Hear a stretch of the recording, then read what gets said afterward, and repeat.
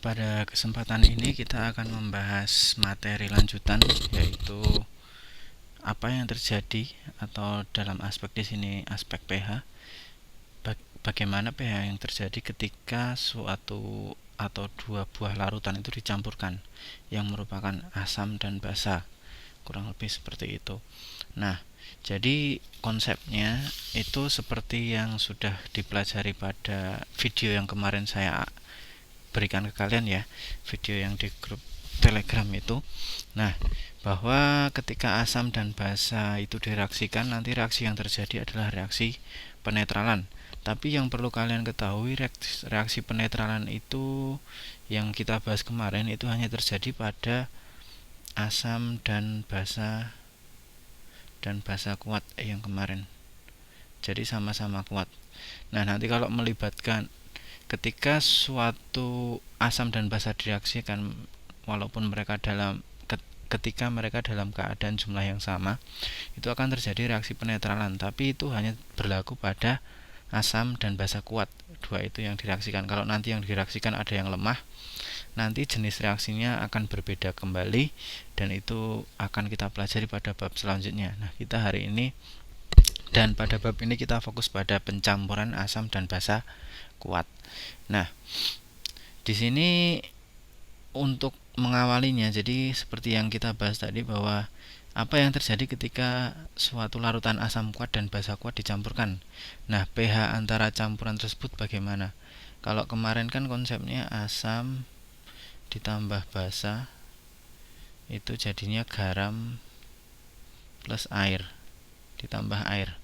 Nah, konsepnya masih sama seperti itu, namun nanti juga jumlah dari zat yang dicampurkan tadi nanti akan berpengaruh terhadap sifatnya, sifat akhirnya, apakah dia bersifat asam atau basa. Nah, sebelum kita lanjut, saya ingin sedikit menampilkan, mungkin kemarin di video yang saya posting di grup itu sudah ada juga. Jadi di sini ada beberapa jenis asam kuat. Asam kuat di sini ada HCl, HBr, HI, H2SO4, HNO3, HClO3, HCl4. Nah, kalau yang basa kuat selain yang di sini itu termasuk asam lemah. Terus kemudian di sini ada basa kuat, dan selain yang di sini juga termasuk selain yang tertulis termasuk basa lemah. Nah, sekarang kasusnya adalah ketika asam dan basa itu dicampur.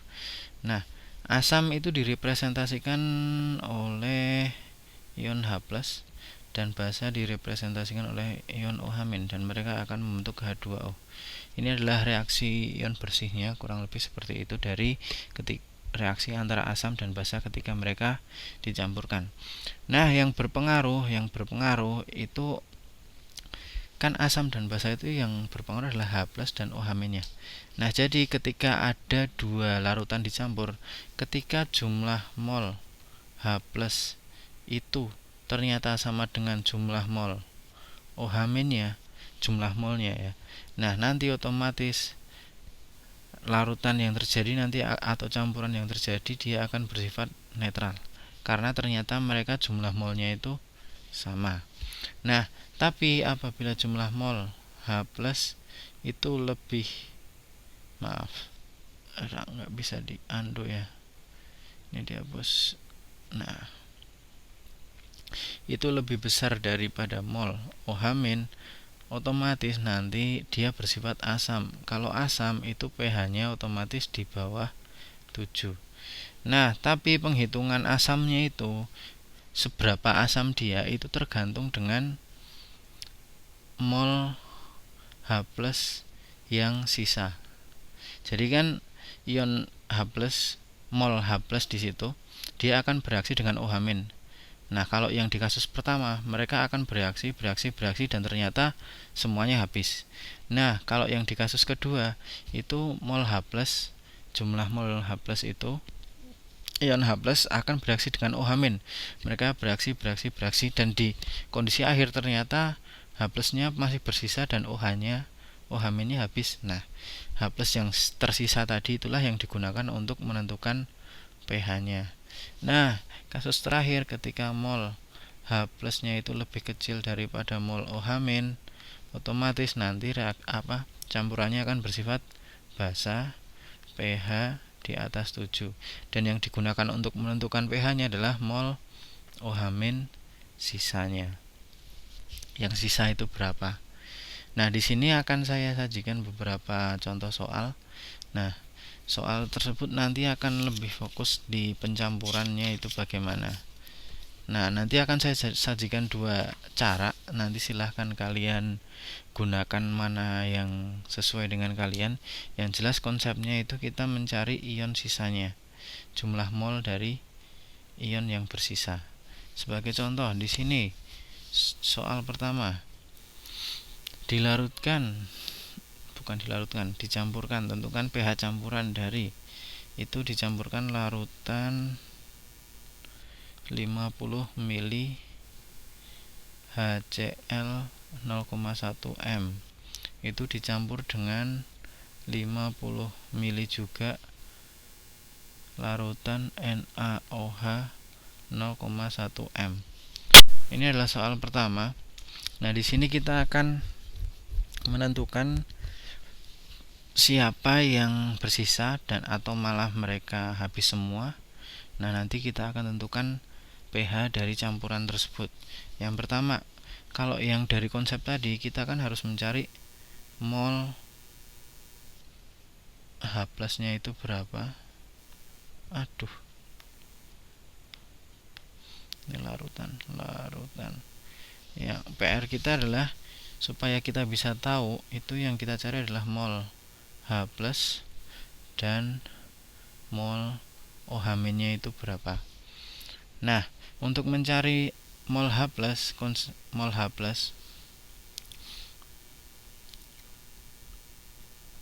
untuk mencari mol H plus otomatis kan kita lihat, misal HCl itu kalau terurai menjadi H plus ditambah Cl-, otomatis di sini antara HCl, H plus dan Cl- mereka punya koefisien 1. Jadi kalau seumpama HCl-nya molnya X, otomatis H plusnya juga X, Cl-nya juga X, kurang lebih seperti itu.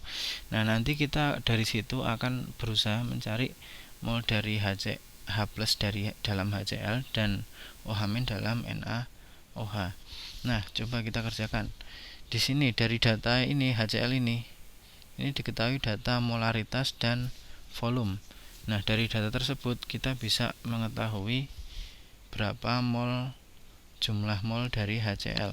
Seperti yang kita tahu, M molaritas itu sama dengan mol dibagi volume, dan volumenya itu dalam liter. Nah, jadi kalau kita mencari mol itu molaritas dikali volume. Nah, mol H plus atau HCl itu kan ini kan HCl nanti, tapi kan HCl sama H plus sama aja nanti. Jadi saya langsung mol H plus sama dengan molaritasnya M dikali V, sama dengan molaritasnya adalah 0,1 dikali 50 mili. Nah, di sini volumenya dalam mililiter. Jadi nanti jumlah molnya juga dalam, kita ubah bukan mol tapi nanti hasilnya adalah milimol supaya sesuai. Hasilnya adalah 5 milimol karena volumenya dalam mili, kan turun 1000 sama milimol. Nah, itu adalah jumlah mol dari H+. Nah, sekarang yang kita cari jumlah mol dari OH-. Jumlah mol dari OH- jadinya itu kan sama, jadi mol OH- sama dengan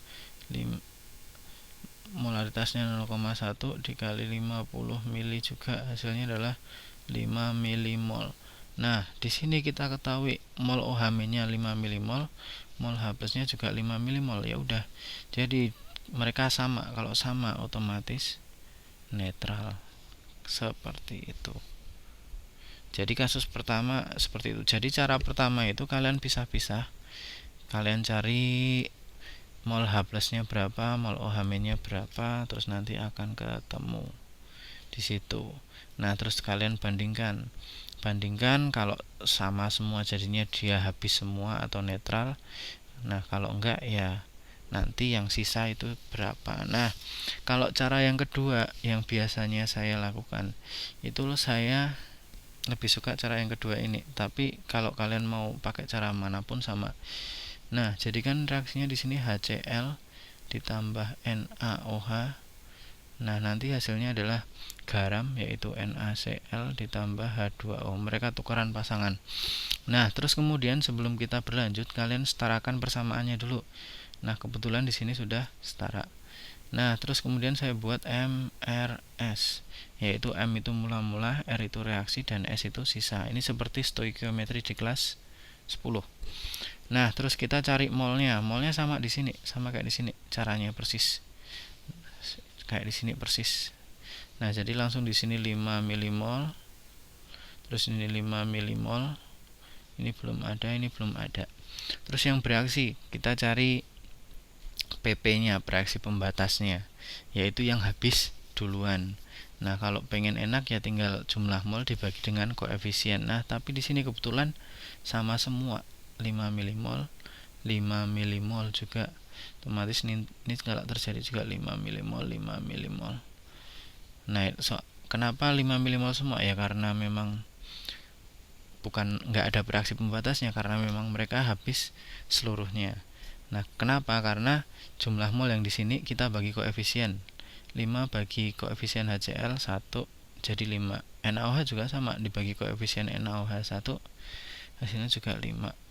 Sisanya 0, 0 ini 5 milimol, 5 milimol. Ya udah, karena di sini tidak ada yang bersisa NaOH dan HCl-nya, jadi mereka netral. Nah, kalau soal yang kedua gimana? Contohnya, ada yang dicampurkan adalah 50 mili larutan HCl 0,1 M ditambah dengan 50 mili larutan CaOH 2 kali 0,1 M. Ini tulisannya jelek, CaOH 2 kali. Jadi OH-nya ada 2 kali.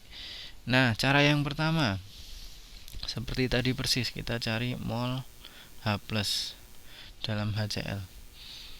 Nah, terus jadi yang pertama kita cari itu seperti itu, mol H+ nya. Nah, kita cari seperti tadi caranya, sama dengan M dikali volume. M-nya berapa? 0,1 dikali volumenya 50 ml. Jadinya 5 milimol. Seperti itu. Untuk yang itu sudah selesai. Terus kemudian untuk mencari mol OH-nya, untuk yang kasus CaOH 2 kali ini sedikit berbeda. Kenapa sedikit berbeda? Karena di situ OH-nya itu ada 2. Nah, seperti halnya kalau saya uraikan reaksinya, itu kalau diuraikan CaOH 2 kali, itu kalau diuraikan menjadi Ca2+ tambah 2OH-. Kalau seumpama CaOH 2 kalinya itu X, Ca2+ nya juga X. Tapi kalau OH-nya itu sama dengan 2X karena dia koefisiennya 2. Otomatis di sini nanti di mol OH-nya itu nanti kita kalikan 2, atau kalau secara teoritisnya kita cari mol CaOH 2 kalinya terlebih dahulu. Itu sama dengan 0,1 M dikali 50 ml sama dengan 5 milimol. Nah, 5 milimol. Nah, kalau seumpama CaOH-nya itu X atau ini 5 milimol, otomatis Ca2+-nya 5 milimol. Nah, untuk yang OH-nya otomatis itu 2X karena di sini koefisiennya 2. Kalau 2X jadi dia 10 milimol. Jadi yang harus kalian perhatikan itu jumlah OH-nya itu juga berpengaruh, jumlah H+, jumlah OH-nya atau valensi asam dan valensi basanya itu berpengaruh. Nah, kalau kemarin itu kan di rumus, kalau kemarin kan konsentrasi H+, kalau yang di asam kuat itu konsentrasi senyawanya itu dikali dengan valensi asam. Nah, di sini itu juga kurang lebih sama, mol H+ itu sama dengan mol senyawanya dikali valensinya juga, kayak gitu. Nah, cara kenapa bisa dapat rumus ini? Nah, itu apa? Dari persamaan yang saya jelaskan tadi. Kalau yang OH-, konsentrasi OH- itu kan M dikali valensinya. Kalau yang mol juga sama, mol OH- sama dengan mol dikali valensinya juga. Contohnya kalau yang asam itu H2SO4 itu valensinya 2.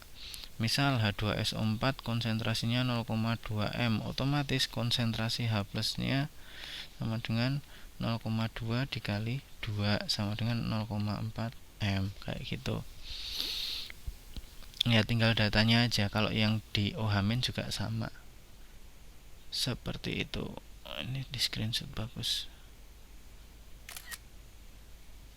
Nah, di sini kasusnya sama. Jadi untuk mol CaOH, mol CaOH 2 kali itu sama dengan molnya CaOH. Bukan, ini mol OH- ya yang kita cari. Mol OH- sama dengan mol dari CaOH itu sendiri, yaitu 5 milimol dikali dengan valensinya itu 2. Jadinya di sini 10 milimol. Selesai. Nah, terus di sini kalau pakai cara yang pertama, kita lihat H plusnya 5 milimol, OH-nya itu 5 milimol. Terus kemudian kalau dilihat antara 5 dan 10, otomatis lebih banyak yang 10. Nah, dari situ kita bisa ketahui bahwa senyawanya itu tidak habis semua. Ternyata jika dibandingkan, ternyata ion OH- itu sisanya berapa? 10 kurangi 5. Jadi selisihnya itu merupakan sisanya. Sisanya adalah 5 milimol. Itu adalah sisanya. Nah, terus kalau ngitung pH, apakah kita ngitungnya pakai mol? Enggak kan? Kalau kita ngitung pH, itu yang kita cari adalah konsentrasi H+ atau OH-nya. Nah, karena di sini yang sisa adalah ion OH-, otomatis yang harus kita cari adalah konsentrasi OH-. Adapun konsentrasi itu adalah rumusnya di sini ya, kotak kecil. Konsentrasi rumusnya adalah mol dibagi volume, mol per volume. Mol sisanya adalah 5 milimol. Kalau satuan di atas milimol, yang bawah juga yang harusnya yang tadinya liter jadi mililiter. Nah, tapi kita terus volumenya pakai yang mana? Nah, volume yang dipakai itu adalah volume campuran. Di sini saya beri kasih yang mol itu sisa, yang V-nya itu campuran. Tulisannya agak belepotan. Campuran. Nah, jadi di sini yang di atas itu adalah jumlah OH- yang bersisa, yaitu 5 milimol. Yang di bawah adalah volume campurannya. Nah, volume campurannya itu berapa? Nah, di awal itu kan ada 50 mili, yang di akhir juga 50 mili. Campurannya jadi 100 mili.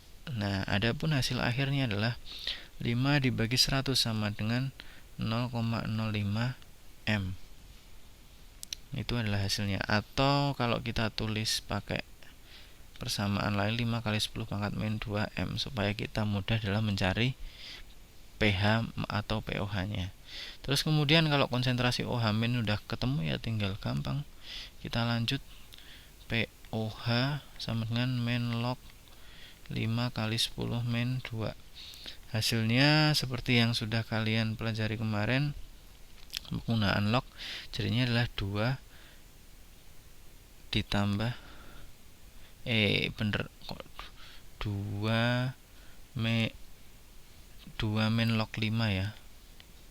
10 pangkat min 2 kan kalau di log terus di min log itu kan jadinya 2, dan hasil akhirnya adalah 2 min log 5. Itu adalah pOH-nya. Kalau yang dicari pH, ya udah gampang, tinggal 14 dikurangi 2 min log 5. Hasil akhirnya adalah 12 plus log 5.